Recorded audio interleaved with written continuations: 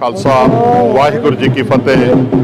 समों पुंछ निवासी संगतां नूं लख लख वधाई होए जिन्हां ने बड़े ही डिसिपलिन के नाल अज एक महान नगर कीर्तन जो कि गुरुद्वारा श्री गुरु सिंह सभा दे विचों कढ़े गए ने साहिबे कमाल साहिब श्री गुरु गोबिंद सिंह जी महाराज के प्रकाश पुरब के संबंध विच जो कि 2 तरीक नूं बड़ी ही धूमधाम के नाल सारे विश्व के अंदर मनाया जा रहा है। उस संबंध विच अज ये महान नगर कीर्तन जो है इत्थे कढ़े गए ने। मैं बेनती करता चला कि जो नगर कीर्तन है ये साडे इतिहास का एक हिस्सा है, ये साडे विरसे की साडे इतिहास की एक पहचान करवाता है। आप जी देख रहे हो कि जो ये निहंग दल जो अगे शस्त्रां की प्रदर्शनी कर रहे हैं ये वो शस्त्र ने, ये ट्रैडिशनल शस्त्र ने जिन्हां दे नाल साहिबे कमाल साहिब श्री गुरु गोबिंद सिंह जी महाराज ने जो है उस समय की सब तो मजबूत सल्तनत जो सी मुगलिया सल्तनत उसनों उखाड़ के हिंदुस्तान के विचों बाहर कढ़िया है। ये नाल ही पिछे आप जी देख सकते हो कि जो निशान साहब लैके एक सिंह साहब चल रहे ने, ये निशान साहब जिहड़ा है ये साडे विरसे की एक पहचान है कि इस लश्कर आ रहा है ये साहिबे कमाल साहिब श्री गोबिंद सिंह जी महाराज दे ये पंथ आ रहा है, क्योंकि ये वो निशान है जो कि एक आसरा देता है। जे कोई अगे कोई जालम हुक्मरान है, कोई भी जुल्म करने वाला है, वो इस निशान को देख के ਉਹਦੇ ਵਿੱਚ भगदड़ मच जाती है, वो उथों नस पैंदा है। पर जे कोई भुखा है, जे कोई सताया होया है, जे कोई गरीब है तो वो दौड़ के दे पास पुजदा है। उसनूं यकीन है कि निशान साहब फड़ के एक खालसा फौज आ रही है, एक खालसा पंथ आ रहा है तो मेरी लोड़ पूरी कर सकता है। जे कोई जख्मी है उसनूं मरम पट्टी करने वाला भाई कन्हैया जी वर्गे इत्थे मौजूद ने। ये निशान साहब जिहड़ा है साडे विरसे की पहचान है। इस दे नाल ही आप जी वेख रहे हो 5 सिंह साहिबान जिहड़े ने तैयार पर तैयार 5 सिंह साहिबान ये साडे गुरु पंथ की एक प्रतीक ने कि किसी भी समय जो साहिबे कमाल साहिब श्री गोबिंद सिंह जी महाराज ने ये बख्शिश की सी कि भाई किसी भी किस्म की कोई पंथिक जो समाजिक कोई भीड़ाबंदी है तो उसका फैसला जिहड़ा है ये 5 सिंह साहिबान तैयार पर तैयार होकर ये लैणगे और इसकी सरपरस्ती जिहड़ी है वो साहिब श्री गुरु ग्रंथ साहिब जी महाराज ने वो कर रहे हैं। तो आओ असी इस विषय को समझ सकीए, इस चीज़ को समझ सकीए।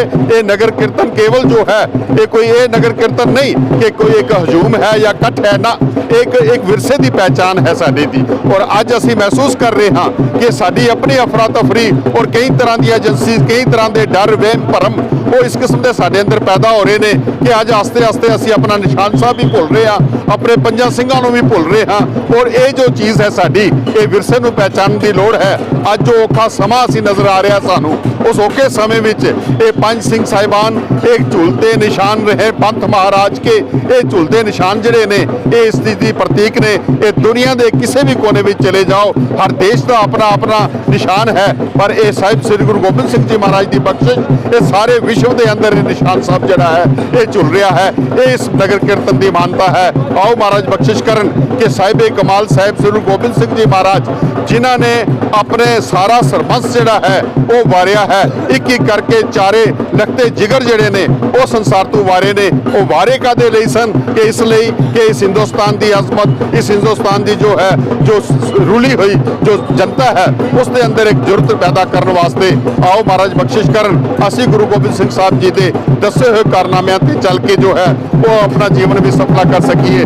मैं इतने योगी अल्लाह यार खान की एक जो है उसकी लिखत जरूर पढ़ना चाहवागा कि बड़े सुंदर शब्द उसने लिखे ने।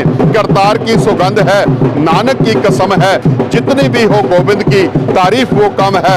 हर चंद के मेरे हाथ में पुरजोर कलम है, सतगुर के लिखूं वसफ कहाँ ताबे रकम है।